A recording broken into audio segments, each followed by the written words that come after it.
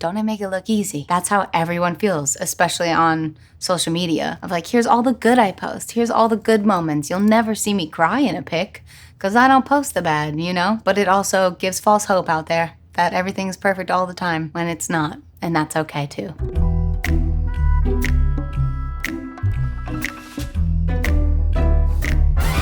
I am a new mama. My baby's a year and a half now. And I started writing this album when he was an infant. And I remember my studio in my house wasn't built yet, so I was going to outside studios and I didn't want to miss a day with my baby. So my husband is a champion and he brought my baby with us everywhere. We bring the works. So we're bringing the diaper bag, but also toys and bouncy things, you know, whatever they're called. And I remember getting in my car and I'm like, don't I make this look easy? I'm exhausted.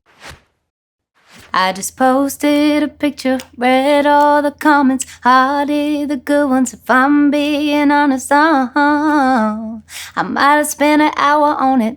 Around this time of writing this song, I was told by my team to look through all my comments and engage. They're like, engagement is important. Thanks, managers. I don't go looking for what people think about me because I'm sensitive. But when I did, I noticed everyone was very nice and I was looking and hearting and commenting. And then I looked up and I was like, holy crap, I spent an hour doing this, caring about what people think about me. Somewhere everyone can relate to these lyrics. I'm scrolling and obsessing what people think about my good picture that I posted today. And it's embarrassing. And I want to not live life like that. I want to go outside and put the phone down. And you won't ever see me crying.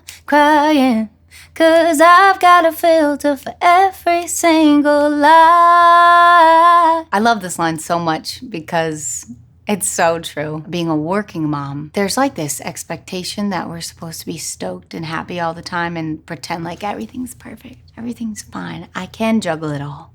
I'll be sitting in glam, writing a book for my next chapter in life and editing photos and signing autographs here. This whole week it's been like that for me. And I'm like, where's my son, you know? And I look up and go, is everyone like this? And am I supposed to like not be sad at night? Because sometimes I'm sad. And I'll have interviews where people are like, you have it all and you're just so happy and bubbly all the time. How do you do it? And I'm like, oh, is that what it looks like? Great, because it's not that all the time. And so I just wanted other moms and other people out there to know that they're not alone. Don't I make it look easy, baby, when I do what I do. When I do what I do, don't I make it look easy, baby? I'm fooling you. If you look at my Instagram, like, everything's popping. Everything's great. Booked and blessed. And there's a lot of nights where I'm exhausted and I'm crying and my therapy sessions are mostly tears, but I'm happy. It's just a lot to juggle and there's a lot of pressure on me. And my therapist is helping me realize like it's okay to have feelings so we don't have to shove them down. And it's almost worse for you because then it builds up and then you're like, your body will start freaking out on you. And you're like, but everything's fine. Everything's fine. What are you talking about? And that's when panic attacks come in. But I was being interviewed in this time, and a lot of people were saying, like, you have everything. And then it's almost like a guilt of like, then why am I sad sometimes, you know? Am I supposed to be happy all the time? Is something wrong? And I suggest therapy to anyone else who feels like this. The world's crazy. A lot's going on. You're allowed to be stressed. You're allowed to have feelings. And don't push them down. Acknowledge them. Let them live. Because that's the only way through it. Don't I make it look easy, baby?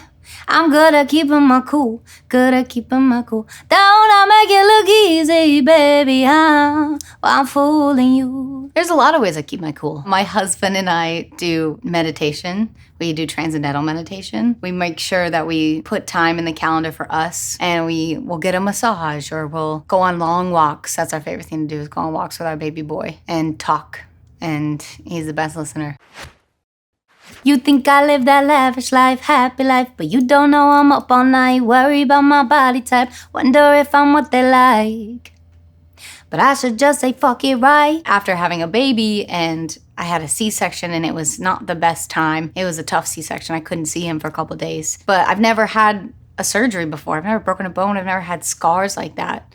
And to see all the stretch marks come up and the C-section go across, I was already struggling with self-love in my body. After this, I was like, oh, well, that's not fun, you know? That's just a new level of things I have to learn to love. And my therapist has me stand in the mirror, ass naked, for 5 minutes and just look at myself. And I didn't realize how incredibly hard that would be. But the first time I did it, I was like shaking. I was like, is it done? Like, timer? But by the third time, I was like, okay, legs, you know? Your brain like is such a sponge that whatever you think, it goes times 1,000, and whatever you say goes times thousands. If you're nice to yourself, you'll start actually believing it. And then I should just say fuck it, right? Is how I'm even one of those people that you hear all the time that's like, no, love yourself. And it's like, well, it's hard, you know? It's something I'm constantly working on. I know I ain't the only one who feels like this, getting good at hiding all this mess. I'm tired.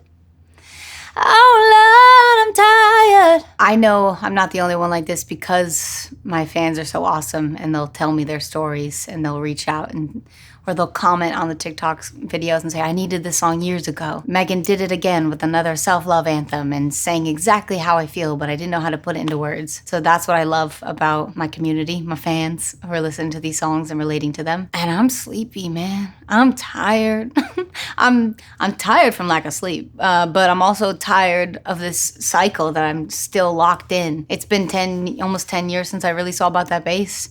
And that was like my first concept song of, I wish I loved my body like I'm talking about, you know? And we're still here on new levels of learning to love ourselves. And I'm sleepy and I'm tired. And I don't want to be 90 years old and say, God, I wish I didn't care so much.